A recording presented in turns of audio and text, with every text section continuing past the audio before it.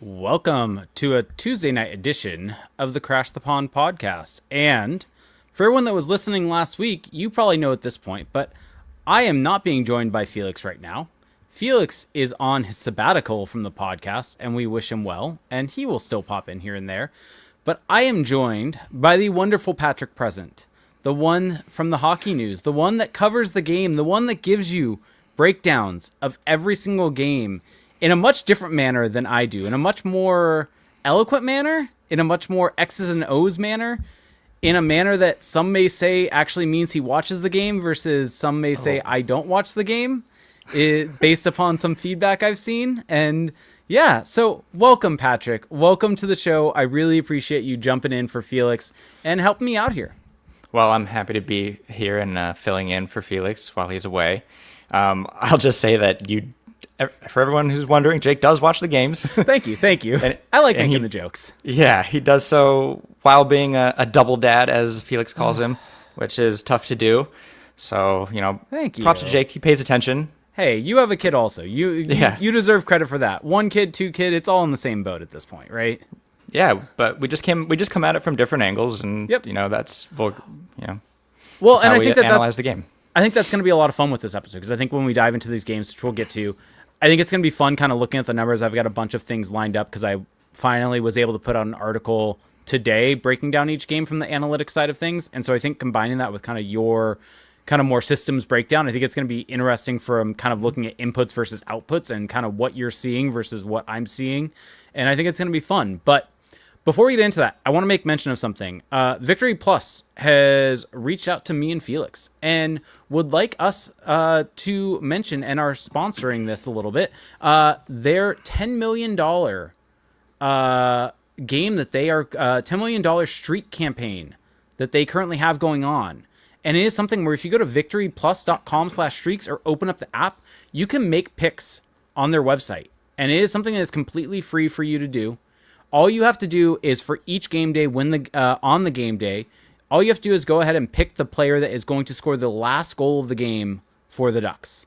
And so let's say the game is a 3-2 win for the Ducks or a 3-2 win for the Ducks. Or actually, better yet, instead of doing it as hypothetical, I'll just use last night's game. Olin Zellweger scored the game-winning goal in overtime. If you had picked Olin Zellweger during yesterday's game, you would have won. You would have gotten a streak in that game.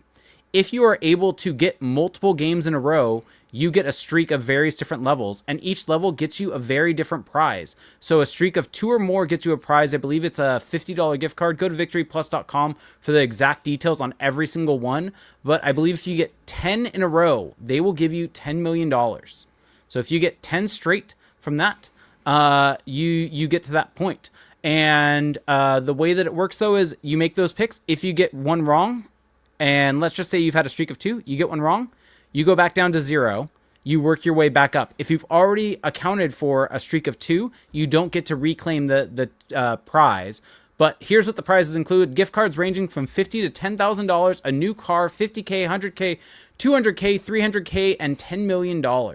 So this is a lot of money out there, a lot of things for you out there to do. You can just go to victoryplus.com/streaks. Completely free to you. It's not like a daily fantasy sports where you have to pay money to do it.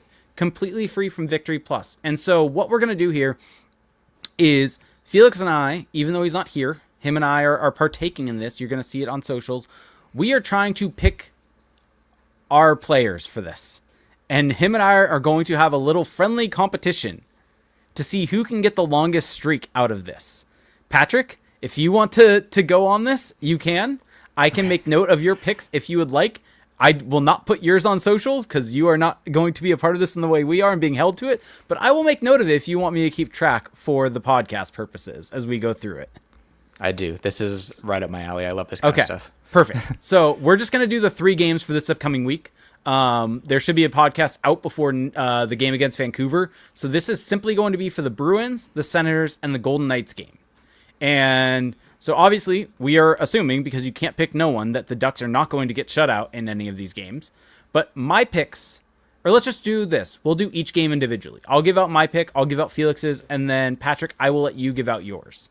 So let's see. So for the Bruins game, I have currently picked Troy Terry to have whether it's game-winning goal, last goal, whether they lose, win, whatever, their last goal of that specific game. I have Troy Terry. Felix has one Mr. Kutagochie. Okay, Who are you picking, Patrick? I'll go Chris Kreider. Okay. All right, have that noted. All right, Ottawa Senators. I am going with a completely off-the-board pick, which I feel like my brain goes to like daily fantasy sports a little, where you want to go against the chalk, but this is not that. This going with chalk is usually a good thing on something like this, but I'm going with Jacob Trouba, a completely out of left field pick. I don't know why. Don't know, but Felix's pick, Chris Kreider. Hey, let's go Jackson Lacombe. Okay. I like that you are joining me on the defense stand there. All right. Against Vegas, I have picked Beckett Sennecke. And Felix has picked someone that we'll see if he ends up playing enough in that game to get it, but Mason McTavish. Leo Carlson. Okay. All right, so there it is. So we'll keep track of this. We'll have a little fun thing to track as we go forward each week, that at the start of the show we can look back on and make our predictions moving forward. So kind of fun little thing right there. Yeah, I love this. Yeah. All right, so now let's jump into the games here. So where do you want to start? I'll leave it up to you. I'll let you kind of drive this a little bit here. Okay. Do you want to go start with the Red Wings game and work our way to Utah, or start with Utah and work our way back? Let's end on a high note, so we'll start with Detroit. Yeah. All right. I think that should be the way to go. So, what did you see from this Detroit game? I'll let you kind of take the reins here, and I'll kind of layer on my stuff afterwards. So, the game flow for me watching this one was a lot of, back and forth, exchanging chances, kind of, I don't know, trading punches, but mostly what I saw was big breakdowns in the Ducks' defensive structure at critical moments, but in a variety of ways. It wasn't like a particular theme. It wasn't, net front. It wasn't, just rush defense. It was, I'm speaking defensively, by the way. But it was like everything that's plagued the Ducks this season, like every goal was scored on one of those instances. So, for instance, like the 2 power play goals, there was failures to pick up the guy screening Dostal. There was like miscues in the neutral zone that led to, a Dylan Larkin breakaway, or that 2-on-0 with Larkin and Raymond, I believe. So like every goal that Detroit scored in that game was scored in a certain manner that, had plagued the Ducks throughout the season, which was, kind of frustrating that, it kind of feels like they learn from a mistake and then another one pops up. But in this one, it was all the mistakes into one. But they were kind of sporadic, if that makes sense. Yeah, no, that kind of really vibes with what I saw. It felt like there were a lot of breakdowns. This felt like the highest event game out of this stretch of games that they played in. This felt like one where the Ducks at least were able to get their looks, but defensively, they did have those massive breakdowns. The goal against from Larkin, where it was the 2-on-0, where it was just everyone was caught in the zone. You can't allow a 2-on-0. I mean, Beckett Sennecke probably has to play that a bit better, but he's the lone man back. That's not exactly a place that you want Beckett Sennecke to be at this point in time. And so I think you're kind of spot on in this one. And the numbers do bear that out a bit. Also, the Ducks, from a 5-on-5 side of things, do end up leading this game. But it's an interesting one where if you look at kind of the game flow, it's one where the Ducks were behind for the majority of the game and then down by 2. They get a really nice couple of flurries late at 5-on-5, and that allows them to surge past the Red Wings. And it's one where I think that you can just kind of write that off as score effects. And it felt like the Red Wings had a little bit of the better of the play throughout this game due to those kind of larger end breakdowns that the Ducks had throughout this one. And I think that combined with, let me get your take on this. Did you think this was the first, like, I don't know if mediocre is the right word, but human Dostal game that we've had this season? I didn't. There wasn't a goal where I was like, oh well, okay. So maybe there was one that the Rasmussen one. Yeah, because he's on the outside of the dot, and like it was a heavy shot. Jackson Lacombe kind of got his stick on the puck, but like you expect your goalie to make those saves. But other than that, like he's getting screened. There's 2-on-0s and breakdowns and whatnot. So So I don't know if I'd call him human in that game. Just, well, I guess so. Yeah. Yeah. Pretty, it was an average Dostal game. I don't, that one Rasmussen goal, but it wasn't bad, but it wasn't like he was on his level where it just feels like everything he's going to stop it if he's able to see it. Yeah. He was going to have to be superhuman for the Ducks to win that game, and he just wasn't superhuman. So, yeah.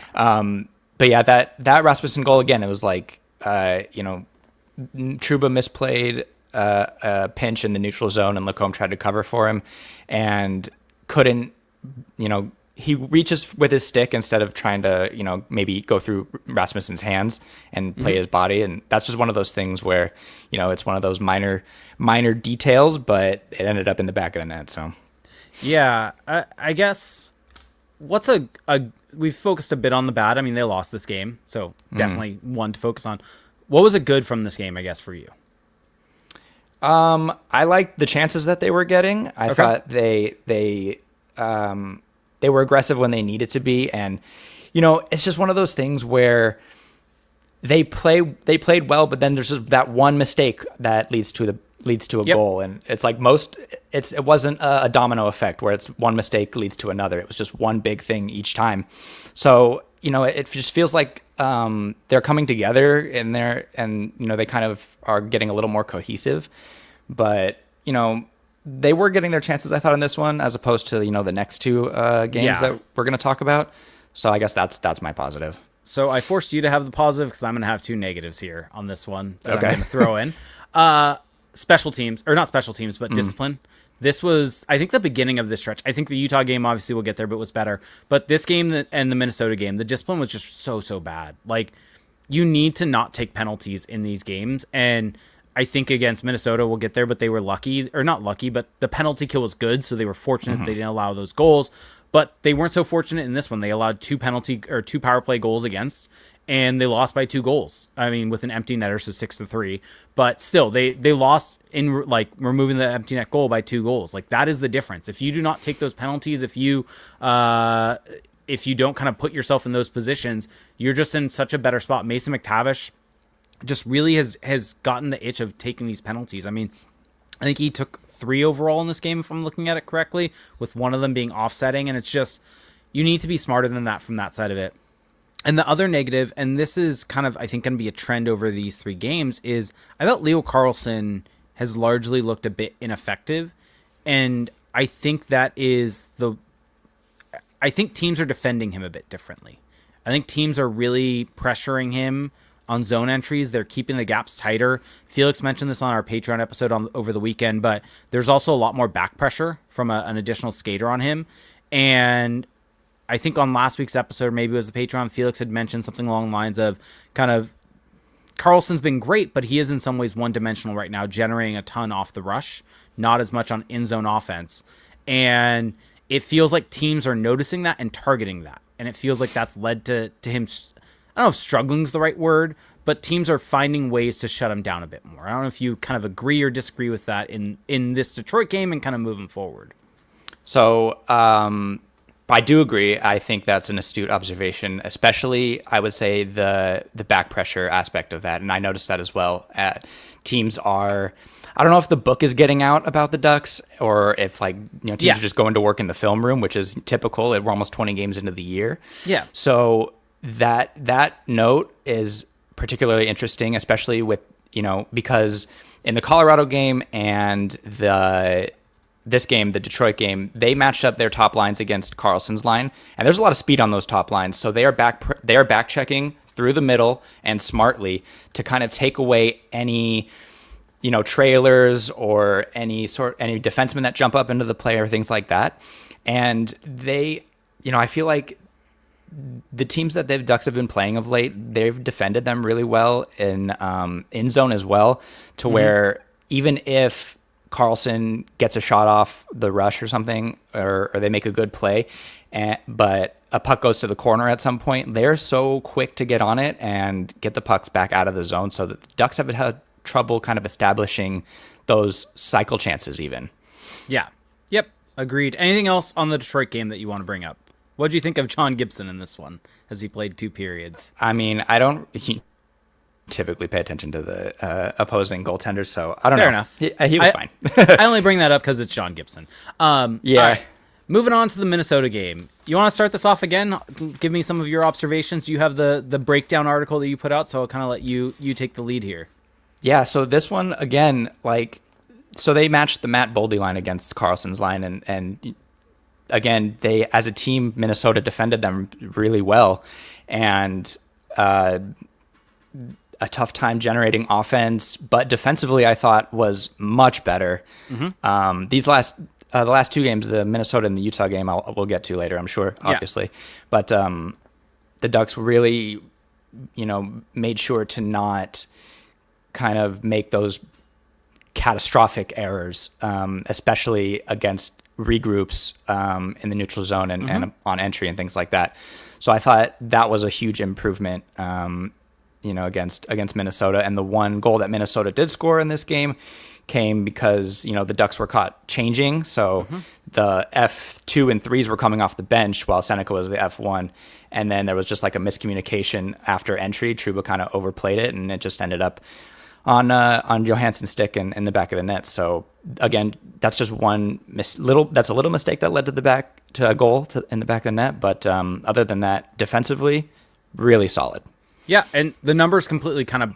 It's fun when you say all this because I'm able to just really marry that to the numbers on this, especially at 5-on-5, where this was the Ducks' best defensive, or I guess second best defensive, I'm looking at all the numbers. Third best defensive performance of the season. The only two that were better at 5-on-5, ironically, one of them, let me see exactly, one of them was in Dallas, and one of them was in San Jose, where Mrazek just kind of let everything go for them, even though defensively they weren't horrible in that game, at least from the number side of it. But yeah, they only allowed 2.11 expected goals against per 60 in this one, when their season average, including all the games, including last night, is 3.11. So they were about one expected goals better than their season average.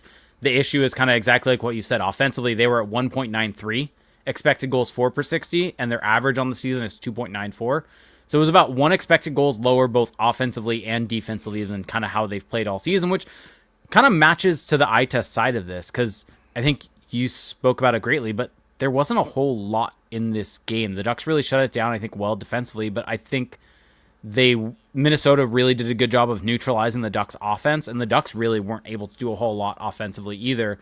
And this game also, I think my big critique from this game is going to be a similar one to the Detroit game, which is discipline. Because you can't take 5 penalties, including 2 double minors in this one. And 4 of the 5 were high sticks, and one of them was a bench minor for too many men on the ice. And I know the broadcast was kind of getting on the refs a bit and mentioning that they were wondering if the Ducks were going to be able to get a call on this one. But those are automatics, right? Like, you can't do much about a guy getting caught in the face with a high stick, or you can't really get on a ref for that. And that's where, as a team, you need to be better with your discipline. Keep your sticks down on the ice, make better changes, make better decisions. And let me get your take on this. But I thought early in the season, discipline was really good for this team. I thought they really did a good job of not going into these scrums, not getting their sticks up high in these situations. And it feels like over this last 5-6 games, even though they're winning, or they were winning some of those games, and now they're losing a few, it feels like they are that sliding a bit. There are guys that are now taking these kind of more undisciplined penalties, putting themselves out there, some of them more preventable than others. Yeah, and I don't have an answer to why. Sure. It's just not, but if you did, you would be the head coach of this team, probably. Right. But it has been an issue, and especially when you're struggling offensively and you're trying to generate, and then obviously when you're killing, then you have to get lines back together, and it just kind of messes up every rotation, and it takes a while to get back, and then now you're back in the box, and so it's just hard to build any sort of cohesion and momentum when you're trying to mount a comeback or get a goal or what have you. But the penalties themselves, they're stick infractions, and it's lazy's not the right word, but it's just preventable. Yeah, of course. But they're just I don't know if it's like a mental lapse or a physical lapse at a certain point, but they just seem like a step behind. And then in trying to make up for that, maybe you get a stick in tight on a guy's chest, or you're reaching for a puck that you would have already been at, and then you end up tripping a guy. So it's like they're just a second behind in certain situations that unfortunately has led to them in the box. But definitely have to clean that up, because when the offense isn't going, it doesn't help that that those rotations are out of whack.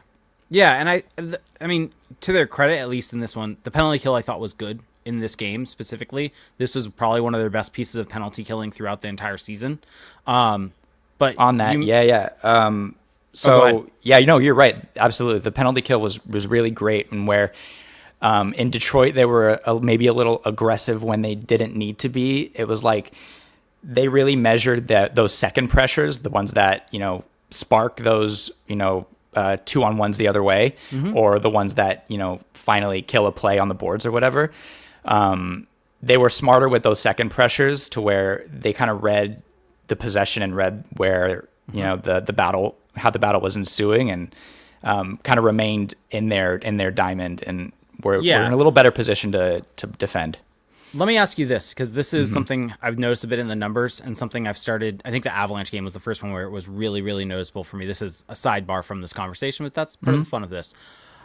What have you made of the Carlson Terry duo, specifically in zone? Because obviously they've been able to get out and create offense for themselves on the penalty kill, but in zone, it feels like they are the ones that are getting exploited when the other team has the puck in the zone and getting the glorious chances against. And it feels like it's a situation of, I've wanted these guys out there for years. I've talked about Troy Terry wanting them out there, but it feels like they're almost trying to jump into offense a bit too quickly, and that leaves them a bit open on the back end on the penalty kill. Yeah, I would agree. I think, and a lot of that just comes with experience, because again, these guys are new to penalty killing.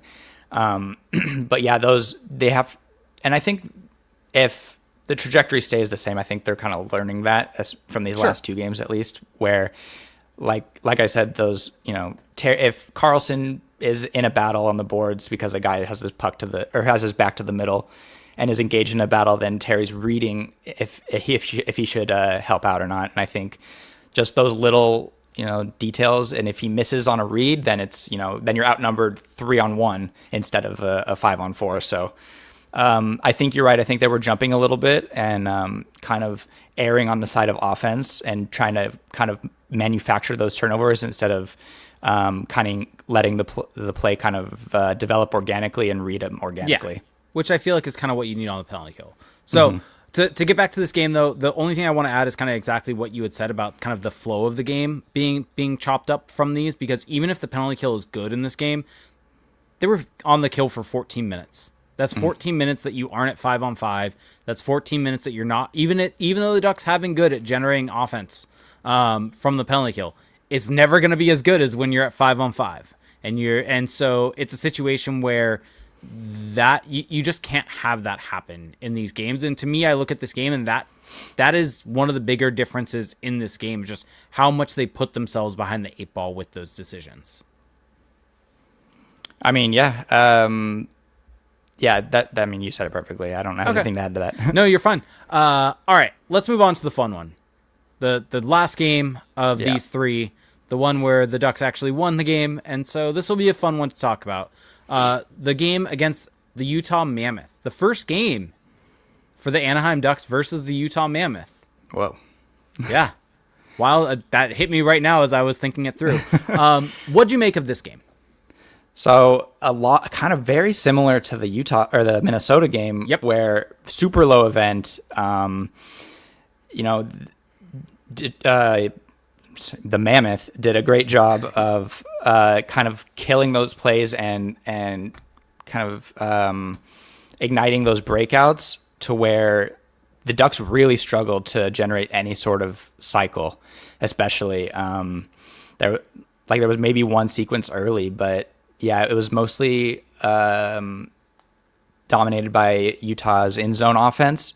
But at the same time, Utah's in-zone offense was mainly on the perimeter. I felt like they weren't like funneling pucks to the front of to the net at all. They were mostly like looking to guys releasing on the goal line or looking for cross ice seams and things like that. And the Ducks did really well to kind of take away those low seams, the crease, the dot to dot seams. So another good defensive effort for the Ducks, I thought.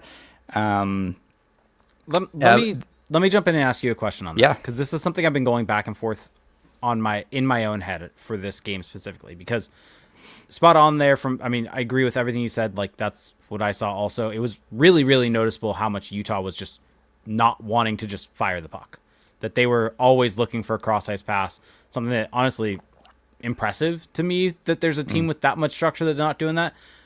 How much of their not having success do you credit to the Ducks, and how much do you think it was just on Utah not executing? Because that's something I've been going back and forth with in my own head on this game, because I think the Ducks deserve credit at the end of the day. It's like defense is defense, however you get there. Like, this was a good defensive game from the number side of it.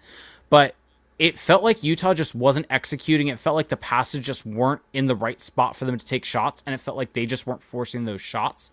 And so I kind of go back and forth on the defensive effort in this one, of whether it was the Ducks playing a stellar defensive game, or if it was just Utah not executing in the way that they have in the past.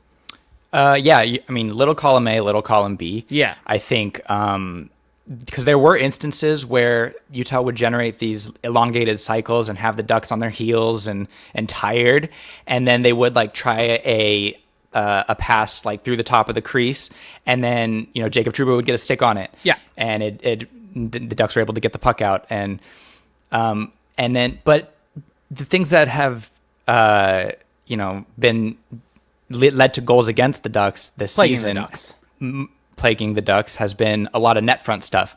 So I was a little surprised that Utah wouldn't and wasn't willing to funnel more shots toward Dostal, considering like how many goals have been, like DeBrincat was screening Dostal on both of I think 2 or 3 of Detroit's goals a couple games ago. So I'm a little surprised that Utah didn't opt for that when they realized those low seams weren't there.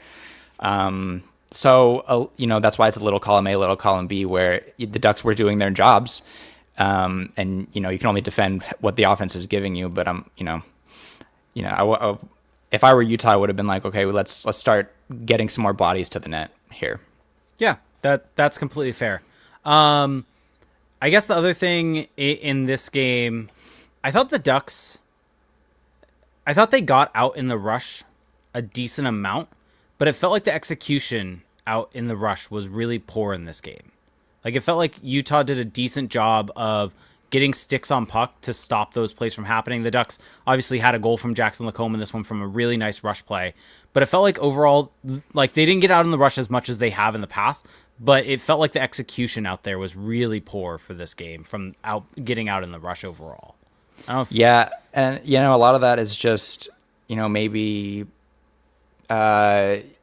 it's plays at the blue lines, right? It's that it's not the outlet, it's the second pass to the center that's a little bit off, a little too far ahead of Leo Carlson, so we can't control the puck and build up a head of steam up ice. Close enough. Yeah. So yeah, you're right. But I think Utah, especially Mikhail Sergachev in that game, did a really good job of gapping and using his stick to kind of break up those little plays and kind of put pressure after entry to where they couldn't really connect on any east-west passes and were forced to either shoot or get pucks deep when the Ducks probably didn't want to. Yeah. And I guess let's just briefly get to it and then kind of do some overall thoughts from this game. But the game-winning goal, or game-tying goal on this one, super, super late. What'd you make of that play overall? That's desperation, and yes. it's a win that they needed, so they kind of rescued victory from the jaws of defeat. But really good play by Sennecke. He broke up a play.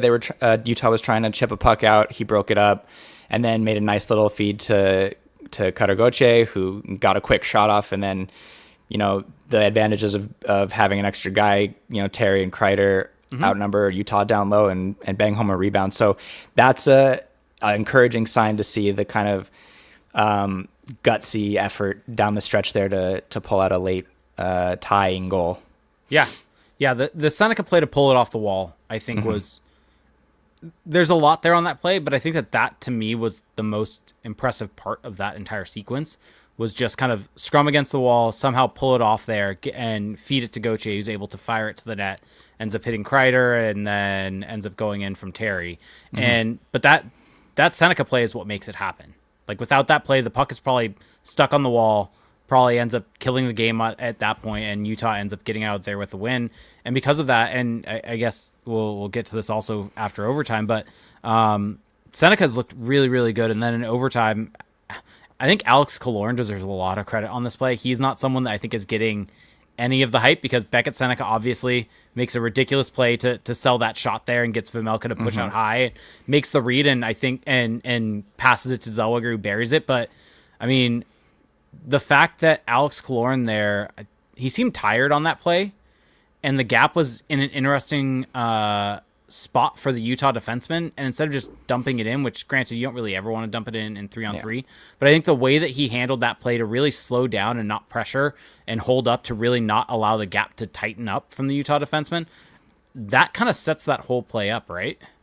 Yeah, that's veteran awareness, presence, hockey sense. Like, that's kind of what Alex Killorn does. He reads those situations so well to kind of, survey and take in all the information in front of him and kind of use the space that's given to him or taken away from him to kind of get his teammates into spots. That's what him, and we'll get to this, I'm sure, in the positive, negative, open ice segments.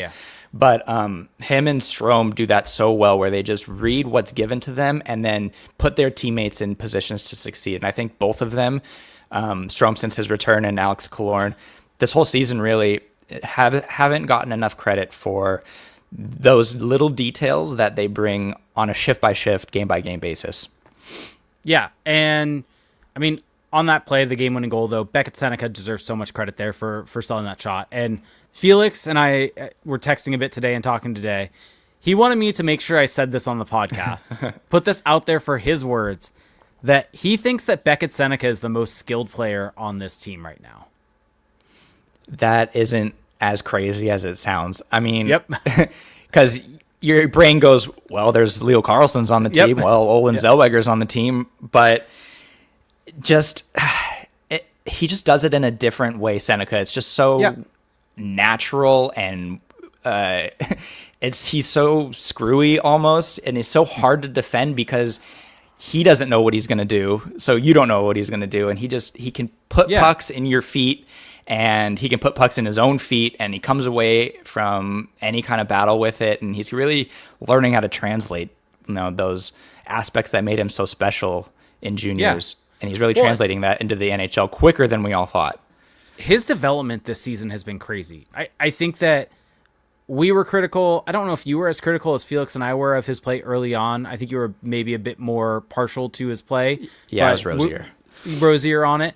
Mm-hmm.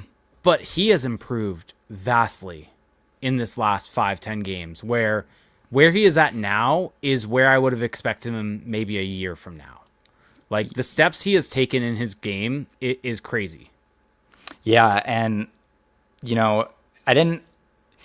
So yeah, the debate of back to the CHL or NHL, like, that's over.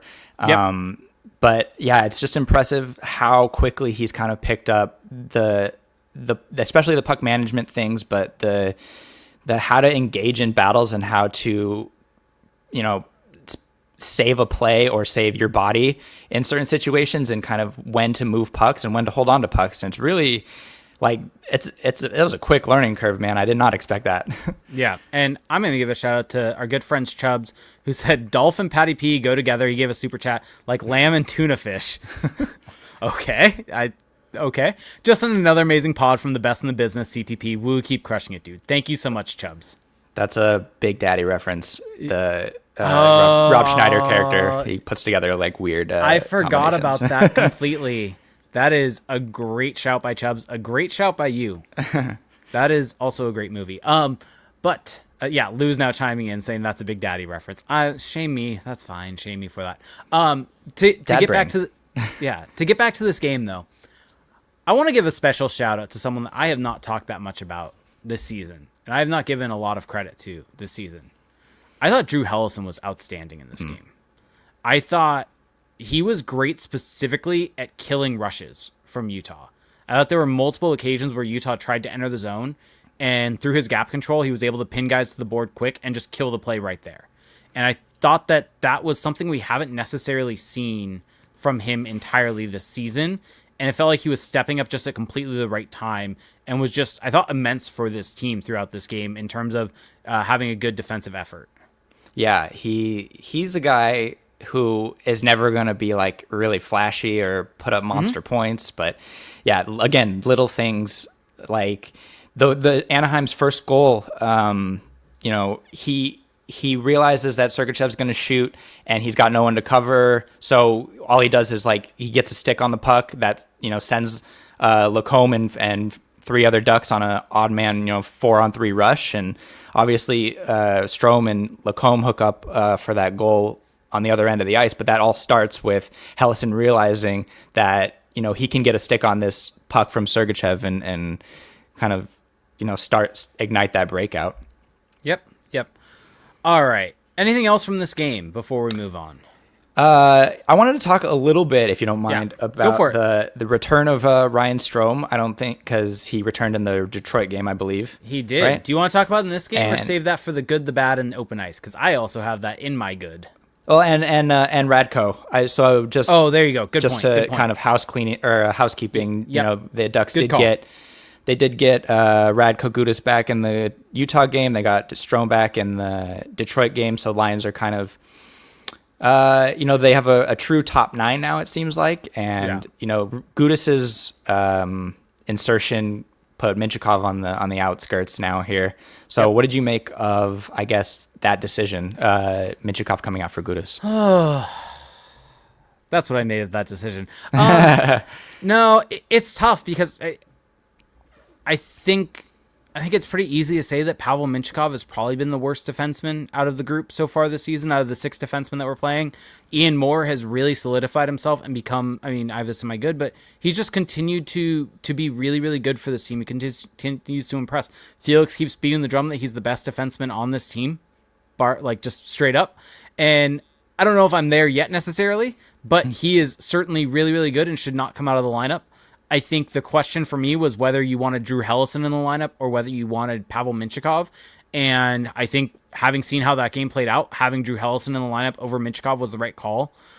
Overall, I think personally I would probably just not have Gudas in the lineup, but that's just never going to happen. Right. So it sucks. It's a shitty situation. It feels like we're back to where we were last year, but it's largely due to Ian Moore just becoming a staple in the lineup, which I will gladly take that being the situation over trading for Jacob Trouba when you already had Cam Fowler, Brian Dumoulin, and Radko Gudas, right? Yeah, no, I would agree. And it's just, so it's a numbers game, but this isn't as self-inflicted. This is because a young player kind of just leapfrogged another young player, and that's just kind of the nature of the business. And, and Drew Hellison has because I think you're right. I think if it were me, I think it would be between him, Hellison, and Minchikov to come out. And unfortunately, Hellison, I guess he just has a higher floor. He's less volatile than Minchikov. So, I think that was a shrewd decision that needed to be made, but it's clear that Minchikov, was the 6th best defenseman and now might be the 7th, because Gudas also was really good before he got injured, and he didn't play a lot in his first game back, but, didn't make any mistakes. Yeah. All right. So let's jump into this real quick, though. This episode is brought to you by NordVPN. NordVPN, good friend of the show for us. If you want to go check them out, you can go to nordvpn.ctp to get an exclusive deal for Crash the Pond listeners. if you don't know, VPNs are very easy to use. You connect with one click, and you can access 84,000 different servers across 129 different countries. You can change your location, virtual location easily.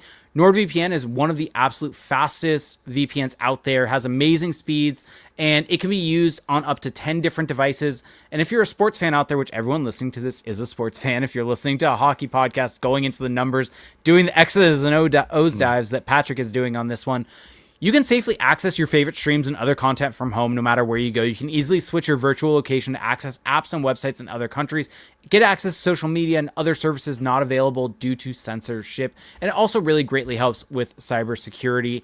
And then also, you can access with NordVPN their NordPass. It's a great password protector.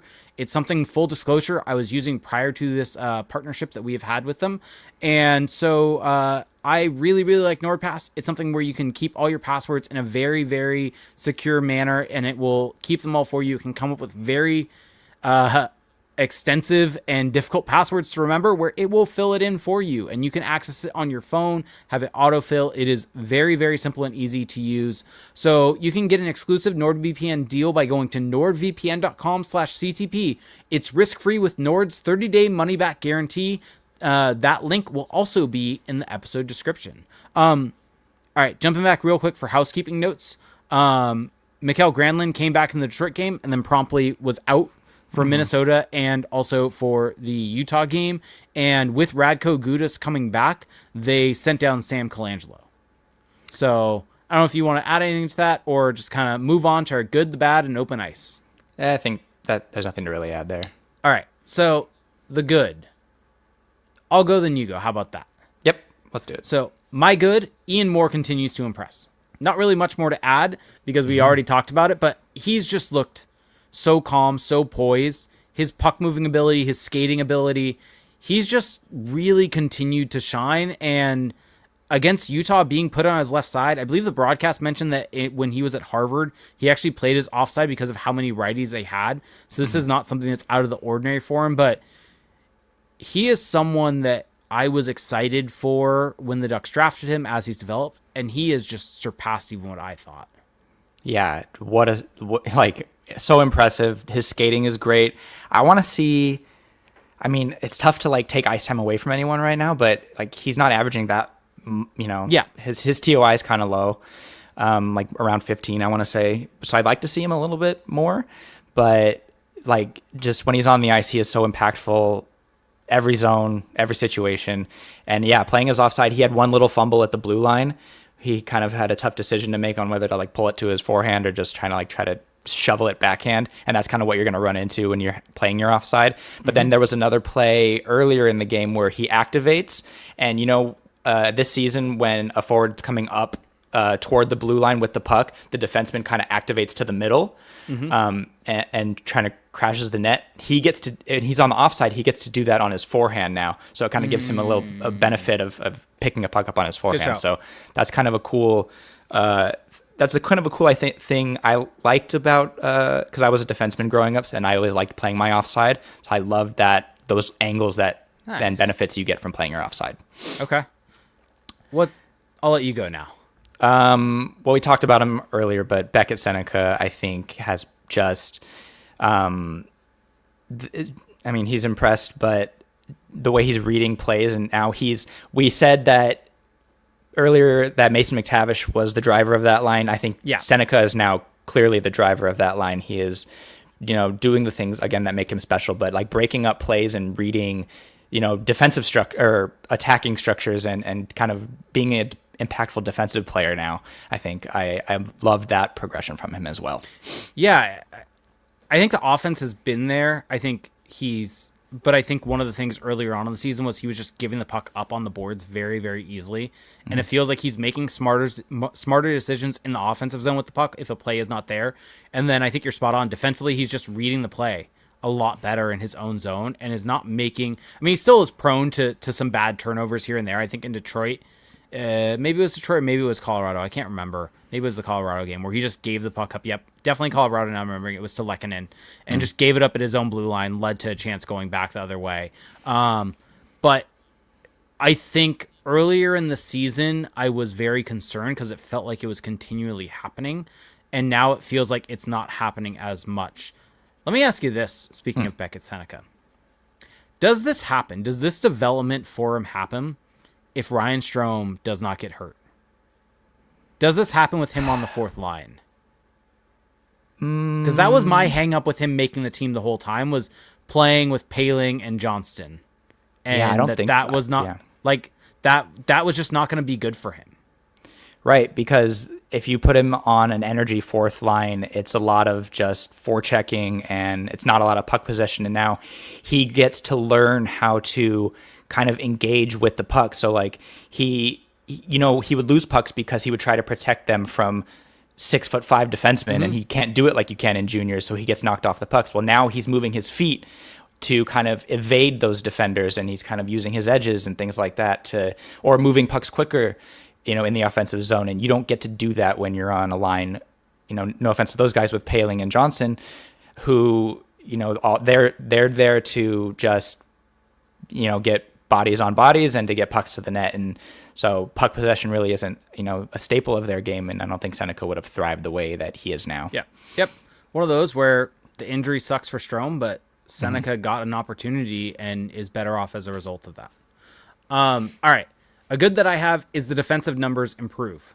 So we talked about it already, but against Minnesota, defensively, they ended up at 2.11 expected goals against per 60. Against Utah, largely a game played at 5-on-5, 2.18 expected goals against per 60. Those are both about 1 expected goals against per 60 lower than their totals this season. We kind of dove into a bit more of the X's and O's of it, but this is just a good sign, I think, overall, regardless of kind of my view of the Utah game potentially, where they are playing a bit more of a structured game and their in-zone defense does seem a lot healthier and the big turnovers are not happening as much. Yeah, you nailed it, I think. But the eye test would agree with the numbers in that situation. I mean, yeah, those big mistakes aren't happening quite as often, and their puck management kind of goes along with that as well.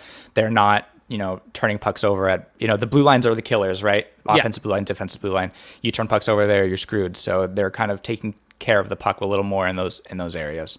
Yep. All right. Want to do one more good from you, then we'll jump to the bad? I mean, we talked about him before, but, Ryan Strome and Alex Killorn, just that veteran presence to read the ice and to make your teammates better, I think is understated and underrated.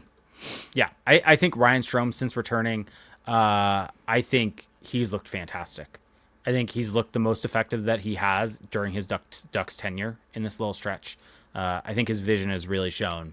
So I agree completely. Oh, can I give one more? I just thought of one. Yeah, go for it. But Cutter Gauthier, I think he's shooting a ton still, and he's a goal scorer, and he's going to get paid to score goals, and he's always been a goal scorer. But what separates like the good from the great is a B game for when the pucks just aren't going in, or you're not getting those chances, or you're running up against stingy defensive teams like Utah and Minnesota were, and he is making an impact on the forecheck. He's using his speed to break up, he's pressuring defensemen and breaking up breakouts, and his playmaking has elevated to a level I didn't really expect, where he's now changing pace and finding guys on the far side, when the Ducks are rushing up ice. So I really am liking the progression in his game as well. Oh, I'll do one more quick hitting good, and we don't have to spend too much time on it. Peter Mrazek. I think he was very good against Minnesota. Very rough start to the season. Losing 1-0. He kept them in that game, gave them a chance to tie the game. Was really, really good in that game overall. Yeah, and in Vegas as well. Yes. All right, the bad. We talked about it already. Carlson's was largely ineffective over this stretch. I think teams are really starting to key in on him. And kind of one of my overarching questions from this stretch are, 2 of these 3 teams are really kind of mature teams with somewhat veteran coaches in John Hines and Todd McClellan. And so my question is, with the offense sputtering a bit, are coaches starting to really figure out what this Ducks team want to do and game planning for it a bit better? And will this team be able to adjust to that? And so the bad is kind of things are sputtering a bit, and kind of can they get through it? Yeah, and I that was one of mine too, is that lack of B game that you have to go to when your A game is shut down. Yeah.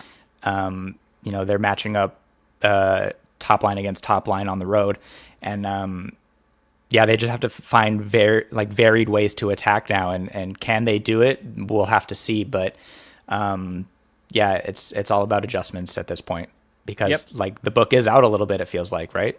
Yeah, 100%. And I feel like the Detroit game was always going to be fascinating for me because, yes, they played Florida twice, but Florida's a bit shorthanded, a little bit of a different situation. I thought Todd McClellan with 2 cracks at this team was going to be interesting to see how they would change their strategy, how they would defend against the Ducks. And it felt like they were the first team to really start to pressure the Ducks in a specific way and really start to pressure Carlson specifically and play physical and really get those gaps. So, all right. You want to go for a bad? Yeah, and it's the elephant in the room right now, Okay. and I think it's Mason McTavish, right? That is my other one. So I will. Yeah. The floor is yours. Demoted to the 4th line at the end of towards the end of the Utah game, right? And he's just. I thought the first maybe 10 games of the year he was, wasn't talked about a lot, but he was one of the Ducks' better players, maybe the Ducks' best player and most impactful. He was driving his line. He was carrying a sophomore and a rookie as a 23-year-old. Yeah. And I thought he had really elevated his game. And I don't know what happened in the last 5, if it's mental, physical, or what, but he's not winning the battles he was winning. He's not seeing the ice the way he was seeing the ice. He's not really making, aside from obviously the penalties are really bad and a very big concern and probably the main reason why he's ended up on the bench. But he's not impacting the game the way he was to start the year. Yeah, against Utah, it was very noticeable to me. There's one specific play, and granted, singular plays aren't necessarily representative of the entire game from a player, but it felt like this happened multiple times, and it's one play that sticks out to me. But there was just one time where he was entering the zone and just got the puck stripped from him so quickly and easily right at the offensive blue line, right as he entered the zone, and led to a rush chance going the other way for Utah. And it just has felt like he's been soft on the puck and hasn't made good plays with it in those situations. Kind of the things that we were very critical, or I was very critical. I'm not going to lump you into that. You weren't on this show during that time. But I was very critical of Beckett Sennecke for those soft plays that led to turnovers, that led to chances going the other way. It feels like that is kind of what Mason McTavish is being guilty of in the offensive zone as he's entering the zone. And I'm thinking back to the beginning of last season where he kind of just looked slow a bit. It almost reminds me of how he looked then. And it's just very strange because of how good he started this year and in this regression that's happening. Yeah, and he'll never be fast, but Sure. he is. But it's like he's a little bit slow to react too, right? He's Yeah. not. Yeah, that's the thing too. He's not.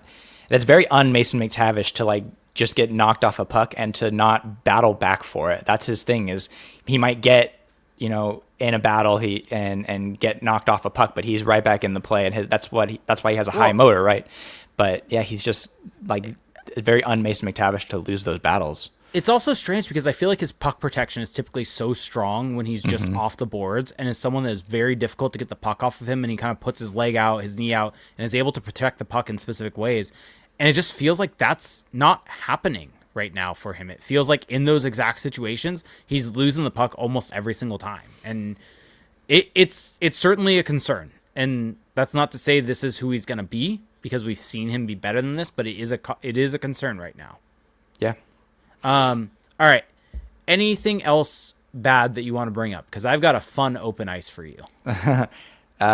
Just penalties, but just discipline's an issue. But again, in the Utah game, it seemed to be fine.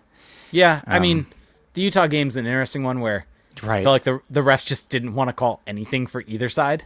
For the most part, it felt like both teams were getting away with murder at different points in time throughout that entire game, including on the game-tying goal late, where I thought that Clayton Keller both was tripped and tripped someone at the same time.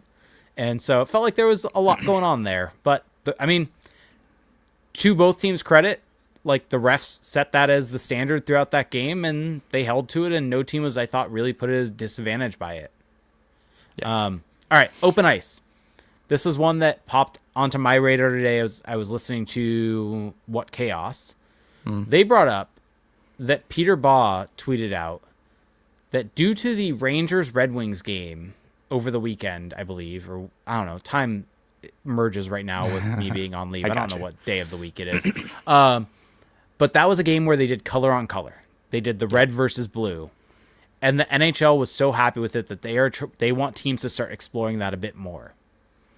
What do you think about this, first off? And who would you want the Ducks to play against in a color v color matchup? Yeah, I love the color v color thing. I just love bright colors, period. And I'm a big fan of like jersey matchups. And so I love, when the Bruins play the Flames. I think that's a good jersey matchup. But so I'm all for color v color. The Ducks are unique because orange is very loud. But you kind of go with contrasting teams. So I would love to see them against the Sharks. I would love to see them against the Oilers. And I would love to see them against Sabres. I think would look cool. Ooh, I hadn't thought of that one. Yeah. Boston. Not really. None of the red or yellow teams. So no Nashville and no no Habs. No Ducks Flyers color on color. Oh God. No Ducks. Or what do you think about a Ducks Predators color v color? Not terrible. I feel like that would. I feel like it would hurt my eyes so much. Yeah. I mean, I feel like the Black Friday game has to be color v color. Ducks versus Kings. Yes. Black that would Friday. Be so cool. The black versus the orange. Like orange is bright enough where, to me, I feel like any sort of like navy or black team should just be an orange versus that team. Like that is just how it should be at this point in time. There's no reason for either team to wear white in that game necessarily. Yeah, I would agree. And the Kings are, what's cool about the Kings? The one thing I like about watching the Kings is that every jersey matchup's a good matchup because everything goes with black, right? Yeah. So you turn on a Kings game, you're like, oh, this is pleasant visually to watch. Yeah.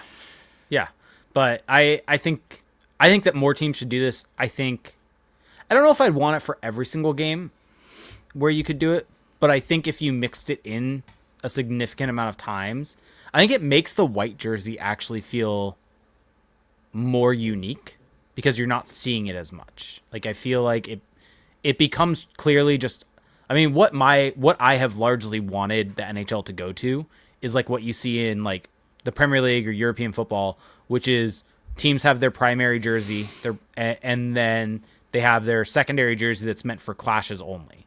And so the Ducks really would just wear orange in all games. And then in games where it just doesn't work, whether you're playing a red team, whether you're playing the Flyers, whether you're playing teams where it would be painful on the eyes, that's where you break out the white jerseys. And I feel like that'd be a fun way to go about it. Or if there's a team that wants to just be a white team at home, like like the Jets, let the Jets wear white at home. Like I feel like it'd be so much fun. That's not a bad call either. Like I like that idea too.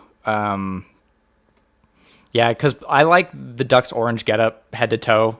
I think that home kit is if you're not gonna go eggplant and jade and you're gonna go this direction with the rebrand, I like the direction they went. Be as orange as possible, and I like I know some people are clamoring for black pants, black helmets, but I like the head to toe orange. I think it's a good look. I've hit that point with it. I miss the black pants with the orange jersey. Like I agree that it was bold of them to do. I don't have any issues with trying it. I think I'm at the point where when I see the pictures of that old third jersey with the black pants, I like the look a lot more overall. And then, I actually think the all orange, or not all orange, but the orange pants would work better with the white if they didn't have the orange shoulders. If it was just all white and orange pants, I think that would almost look better. And you could almost do orange pants on the road, black pants at home. Interesting. But I'm just throwing stuff out there. I'm being weird here, to be completely honest. All right. Anything else you want to touch on from an open ice side of it? Or I don't have anything fun like that. I just, no, I'm good. Okay. It was something that popped in my head that I thought this was the perfect time to bring it up. Absolutely. All right, so we're going to jump into questions. We're going to start with our Patreon-exclusive Discord. Go to patreon.com/crashspawn, where if you subscribe at the $2 tier, you get access to our Patreon-exclusive Discord. And we are going to start with questions from there. And the first two are from our good friend Connor. and Felix. So here we go. Our good friend Connor has said, forget song of the game in reference to my article, saying song of the season so far. Okay. So I saw this earlier, and Connor kind of gave us a heads up that he was going to give us an out-of-the-box question. So I kind of just went through my Apple library, and I was like, okay, what? Because you mostly go off titles, right? You don't... Yeah. So I wanted to give his favorite band, Iron Maiden, a shout, and I'm going to go with Can I Play With Madness? Because I feel like the Ducks have been playing... up until this recent streak, just so fire wagon and so up and down and just, embracing the madness that I felt like that would be a perfect song for the season so far. So I'm just going to go, I was going to do one and now I'm completely changing my mind. And I'm going to go with a reference to one of the posters that's behind me. So there's a poster for Life's Not Out to Get You by Neck Deep. And I'm going to go with Gold Steps from that album. One of my favorite Neck Deep songs. It's essentially the song is about life's not out to get you and about kind of development, climbing mountains that are moving. Like there's a lyric about I'm now moving mountains that I once had to climb and kind of about that type of stuff. And it feels like this team is developing in front of us. It feels like they're taking these steps. And while not exactly what the song is talking about with, sometimes things will bend you, but trust me, you'll be fine as a lyric in that.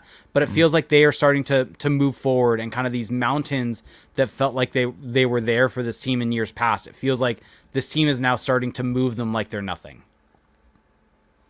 It's deep, Jake. There it is. No, hey, I wanted to give a reference to a great album that I added behind me. So no, I love that. Very, very selfish with that. Can I give some honorable mentions? Sure, that I go for kind of wrote down. And so I had Out of the Woods by Taylor Swift. Because, oh, wow. Iron Maiden to Taylor Swift. Impressive. That's my playlist, bud. The duality of man, right? Yeah. Oh My God by Tribe Called Quest. And Never Know by Jack Johnson, because you never know where this what team you're going to get on a nightly basis.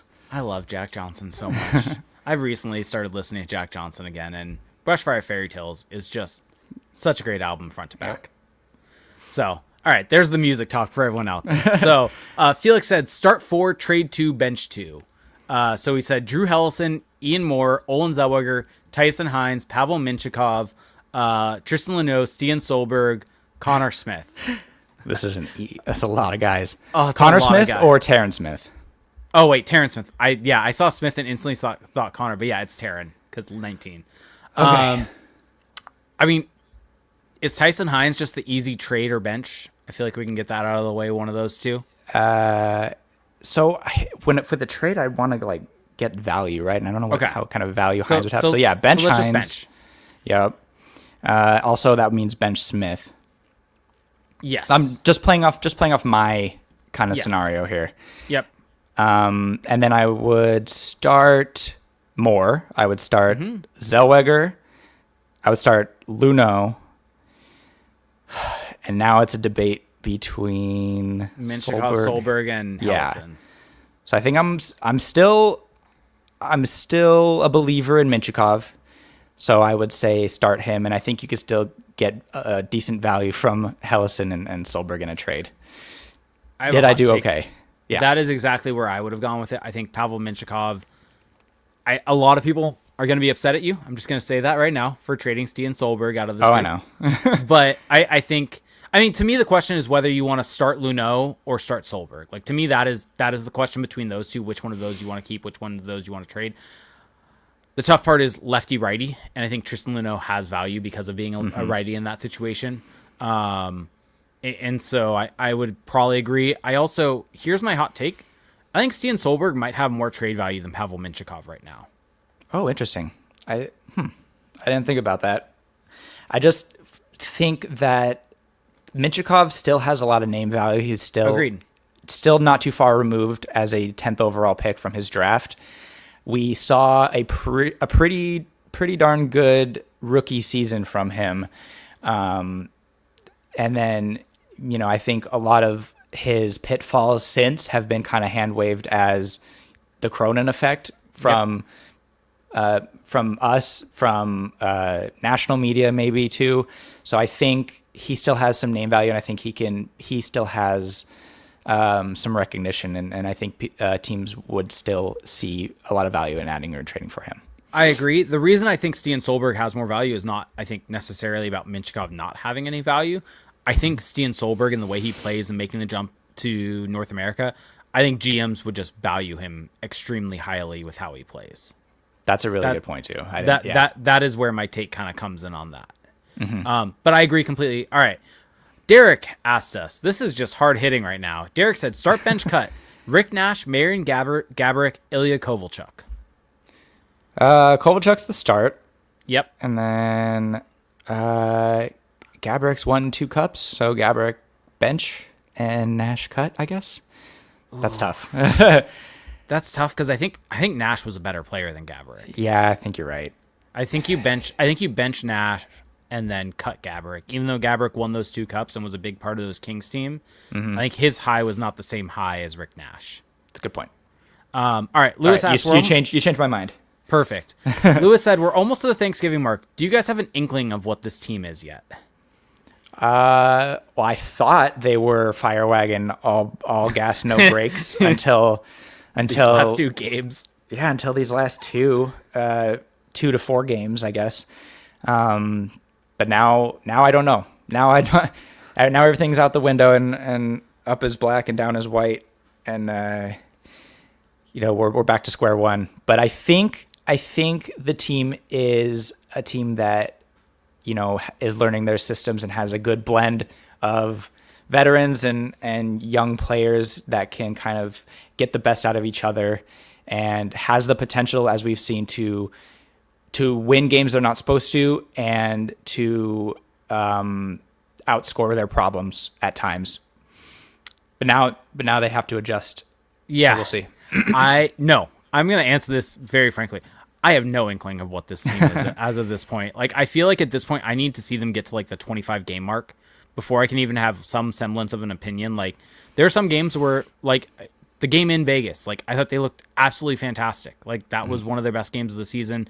Then they had some really good games against really good opponents. They played well against New Jersey. Like, they played well in Dallas. Like, Winnipeg was a good one. Winnipeg was another good one. Yeah. Like, these are good teams that they're playing, and they're playing really well. But then they go to Colorado, and granted, Colorado is a buzzsaw, but they look like the lesser of those 2 teams. And they don't play as, like, the game that they played in Detroit, in Minnesota, I would say even the game against Utah, is not the same game that they were playing when they were winning on their winning streak and deserving to win those games. And so I just don't really kind of know what this team is. This feels like a team that, to me, as of right now, kind of can either play up and outplay really good teams. They also could play down to lesser teams. I mean, they lost in Chicago and they got outplayed, or maybe it was a tight game. I can't remember off the top of my head. But Chicago is going to be, granted, they're winning games right now, but Chicago is likely not going to be a team in this mix. Versus they're playing Utah, Detroit, Minnesota, which are all teams that are going to be in the playoff mix, and they play 50-50 against them / a little bit lesser. And so it's just like, it feels like this team is a bit of just like Jekyll and Hyde, and it's really just hard to know what you're necessarily going to get from them. Which, granted, happens with a young team. All right. Let's see. How much longer do you have? Because I don't want to hold you too long as your guest. Okay. I gotta. Okay. All right. So we got a couple questions from Twitter. So Clark asked, had a question for the pod. What do you see as the reason behind McTavish's struggle, and how does he fix it? Seems pressing, maybe. Everyone wants to put up points, or was putting up points on his line in the top line except him, even though he looked good. So maybe in his head. Could be. It's hard to diagnose, and but yeah.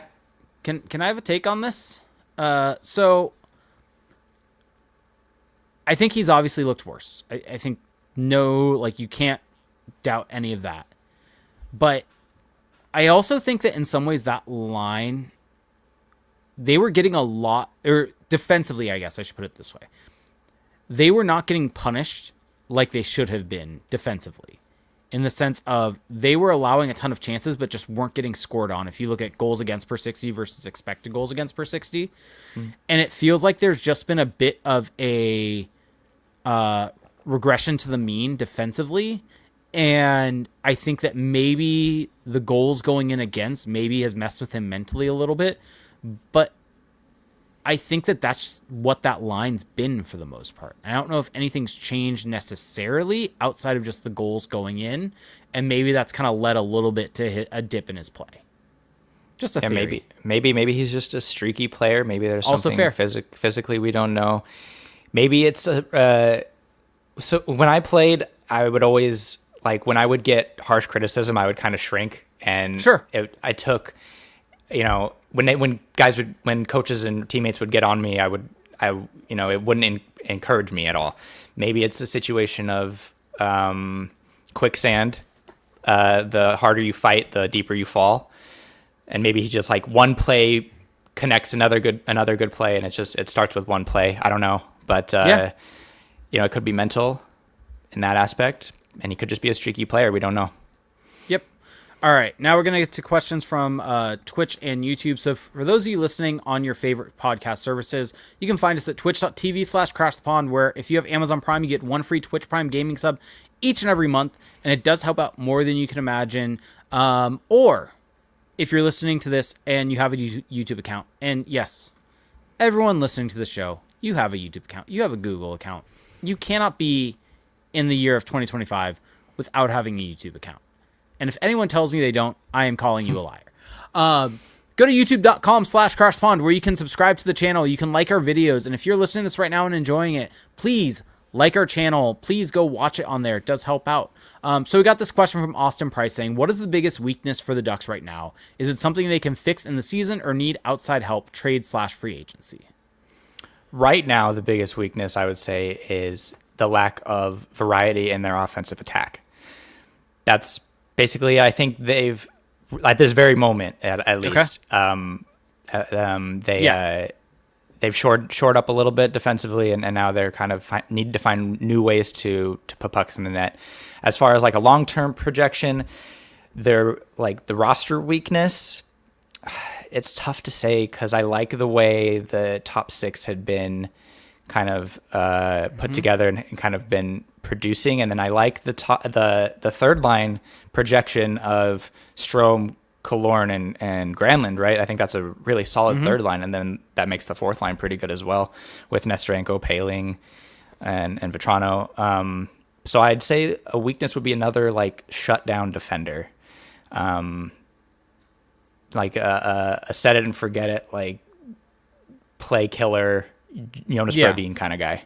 Yeah, I'd agree. I'd say that, or just another prime age top six talent. Like, hard to find, but really Troy Terry is the only kind of prime age. This team is either young or old. Like, I don't think there's anyone really in between for that to really help this team. And also to kind of continue that part of it, as this team starts to ascend, that prime age player then becomes the veteran, becomes that 30-year-old on this team. And so that's eventually what Troy Terry is going to become for this team, the wily vet for them. And I think that they could use one more of those, because realistically, Strome, Killorn, Granlund, Vetrano, those guys aren't going to be here when this team really takes that step. And so I think getting one more guy in his prime age is something they could use. It's not necessarily this season that's important. I think that is a long-term thing. And Nicholas Rage brings up Blues reportedly might want to shake things up, some sort of deal around McTavish for Kyrou and Thomas. Would you do that? Or Kyrou/Thomas. I don't think so. I think I still believe in McTavish, and I think I still believe in McTavish as a playoff performer, a projected playoff performer, and how the game kind of shrinks in those situations. And he's a big time player. He's, won 2 World Junior Championship gold medals, and I think he's kind of built for the playoffs. So I kind of want to hang on to that guy. I would also say that, like, you want to deal from your position of strength. So there's so many blue liners, and honestly, I think the Blues are going to want a young player. I mean, the one that I've kind of come back to a little bit, as we mentioned earlier, but Stian Solberg for Kyrou or Thomas, like, the Ducks might have to add in that, but, like, that is something the Ducks should really be looking into right now. I think you're right. Long term, I would like to add another, like, bona fide top line, top six scorer. Yeah. Or offensive driver. Yep. Crowbar said, question. This is the big question. Do you guys believe the Ducks have made the playoffs? No. No. I did the math like earlier today. I think they need like a 555 win percentage to get to like 95 points for the rest of the season. I tried doing it on the weekend also and got to around that same percentage point. So basically a 90-point pace from here on out. Yeah. And they can get to the lower bar threshold. So no, they haven't done it. They haven't done it yet. But they've definitely increased their his question is, odds. do you believe he's correcting his question, Crowbar. Okay. Do you believe they will make the playoffs? I'm 50-50. I'm 50. That's exactly what I was going to say, 50-50. Which, to give them credit, I was at like 5% before this season. I thought this was like an 82-point team would have been my guess. I think that they still potentially could be that, but I am more open now to them being a 95-point team. I think most likely they settle in the 89-ish point range, 89, 90-point range. But like, if this team can play like they played over that 5-game stretch, like that's a playoff team right there. But if they play like they did in some of those other games and play down to teams, then they're not. Like this is just a Jekyll and Hyde team. Yeah. God damn it. Crowbar saying he's going to be asking this every pod. I mean, and the answer will probably change every pod as it should. Like we can change our opinions upon learning new information. That's 100%. All right. I think that is going to do it for questions for us. All right, go for it. Sorry, I have a question that Trevor Zebra sent me on Twitter. Go for it. A couple questions. Seems like McQueen is starting to find his footing in the NCAA. What do you think is more likely for next season, NCAA or AHL? And then I'll get to this next one after an answer. You follow the prospects a bit more than I do. I don't know. Have you watched McQueen at all during his time in the I NCAA? watched. Yeah. So I watched his last 2 games against Merrimack, and I talked a little bit with Felix about it at the start of the year, but it's great to see him on the ice and really making an impact. I'm questioning the decision for Providence. He's got 8 points in 11 games, which is pretty good. But just the way Providence plays is very north-south and forecheck heavy, and like the puck just isn't on his stick very much. So for a guy who missed so much time, I want the puck on his stick more, and I want him to learn how to kind of operate and be an offensive driver. Like, it's great that he's learning details and becoming a checker, but for a 10th overall pick that could have been a top 3 pick in the draft that has that potential, and his ceiling is so high, that I'm questioning if that college choice was the choice. And I know the Ducks, it seems like the Ducks like to have their hands on their prospects. They like to put them in the AHL like they did with Solberg and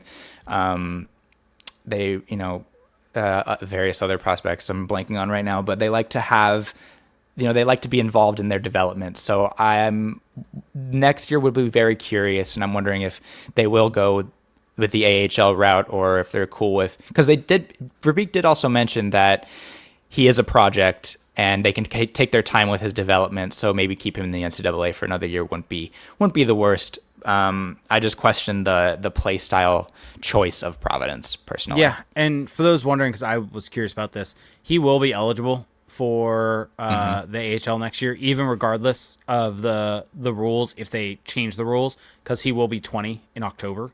So the current AHL, CHL, NHL, whatever agreement would not apply to him. He would be eligible for the AHL next year. I think he's probably destined for the AHL, if I had my guess. I feel like the Ducks are going to want a pick that high in their own development system as soon as possible. And so I would imagine that's probably the route he ends up going, would be my guess. Yeah, that's, if I were to put money on it, I think they would do that. Yeah. All right. What's the other question? The other question, if Nashville tears down, what would it cost to get Leo a Swedish winger and Philip Forsberg?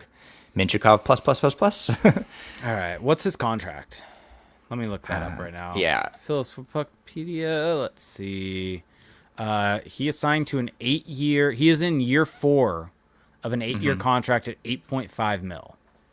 Okay, so that's a good number. pretty hefty number, pretty hefty contract. But I mean, I'm trying to look up exactly what his point totals. I mean, he is damn near close to a point per game player, and is that this season? So it's not as if I don't think you can look at this in any way as the contract hampering the value. And I think on the flip side, I think it would take a ton to get him because of the contract that's there. Like this is a mega deal.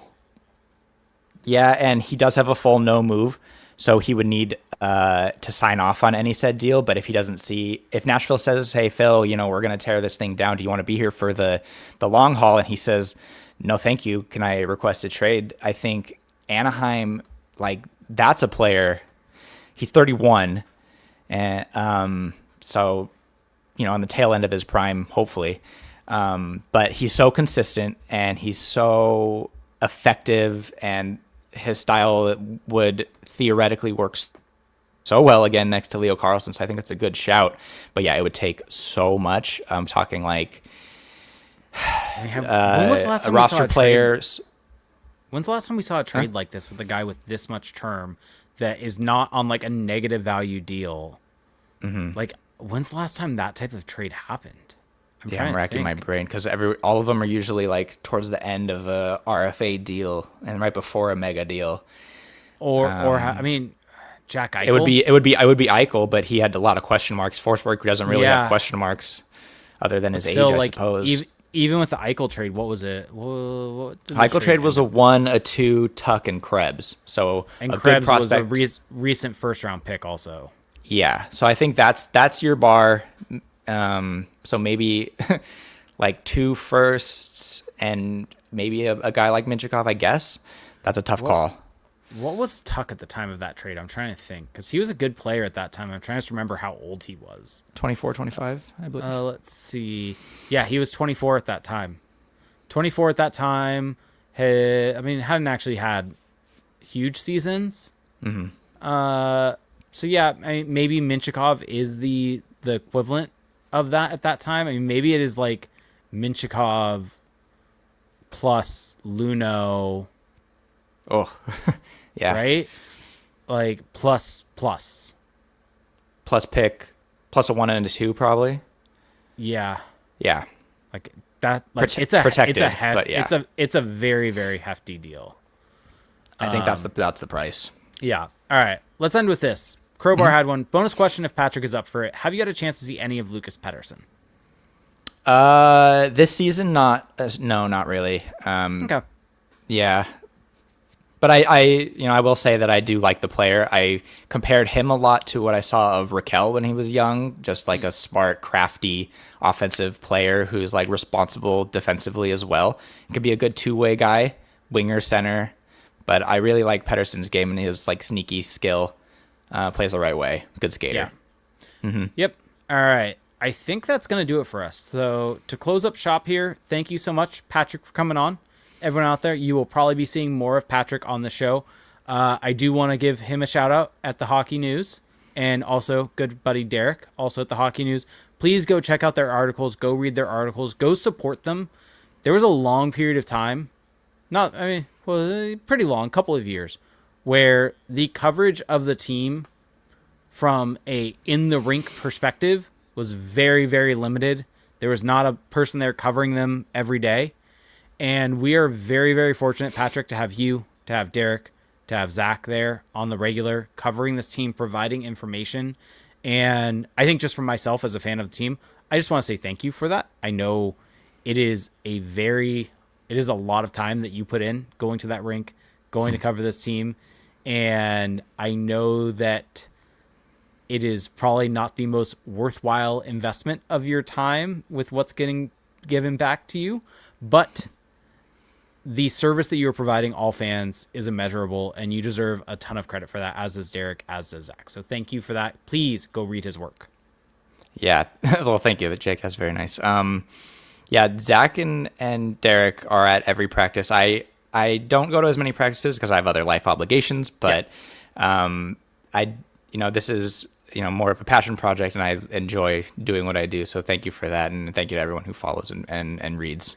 Yeah, and I'm just going to say this, if you're someone that follows Patrick on Twitter, follows Derek, I know Zach's at the Sporting Tribune, so a little bit different spot where we used to be affiliated with. If you enjoy what they do, the most beneficial thing that you can do for those guys is go read their articles. Go to the website, read that. That is the most beneficial thing you can do for them. So please go do that for them. Go check them out all on there. So go check out Patrick. If you want to help support this show, keep it going though. Go check out our Patreon, patreon.com/crashspawn. $2 tier, you get access to Discord. $750 tier, you get access to bonus episodes where Felix is still going to be doing bonus episodes. He has committed that to me over this time period. So if you are someone that really wants, Felix now chimes in the YouTube chat. I realized that was him with how that message. Habs all the way 92 is Felix Sicard, so bug him on that. But Felix has committed to doing Patreon episodes. I think he might try to do some shift videos. He can chime in YouTube if he agrees or disagrees with that. So those will be up there, and it helps us out more than you can imagine. And also go check out the Victory Plus $10 million game with the picks that we had mentioned, and go check out NordVPN. So with all of that being said, thank you everyone for joining us. Thank you, Patrick, for joining me here today. All right. Thanks, Jake. And this is going to be fun. A little adventure for us in the next however long Felix is out for. Yep. All right. Bye, everyone.